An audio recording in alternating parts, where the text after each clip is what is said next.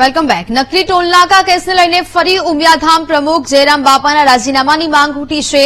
કડવા પાટીદાર સમાજના યુવાને જયરામ બાપાને જ ફોન કરીને રાજીનામું આપવાની માંગ કરી છે. સોશિયલ મીડિયામાં જયરામ બાપાના રાજીનામાની માંગ સાથેની ઓડિયો ક્લિપ વાયરલ થઈ રહી છે.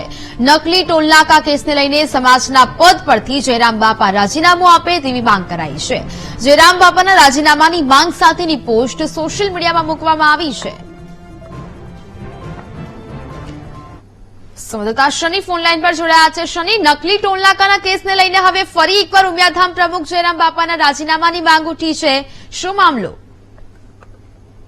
એટલે વાત કરવામાં આવે તો નકલી ટોલનાકામાં ઉમિયાધામના પ્રમુખ જયરામ બાપાનું જે પુત્રનું નામ ખુલતાની સાથે જ આ સમગ્ર બાબતને લઈને જે પાટીદાર સમાજમાં રોષ જોવા મળી રહ્યો છે તેમને લઈને સોશિયલ મીડિયામાં વોર શરૂ થયો છે.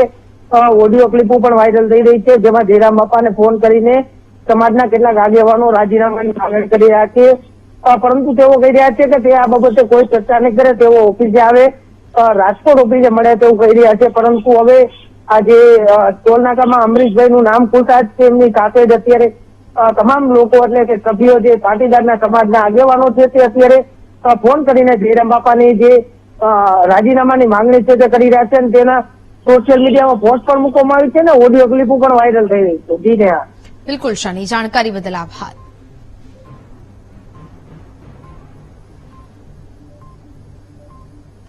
હાલ રોકાઈશું.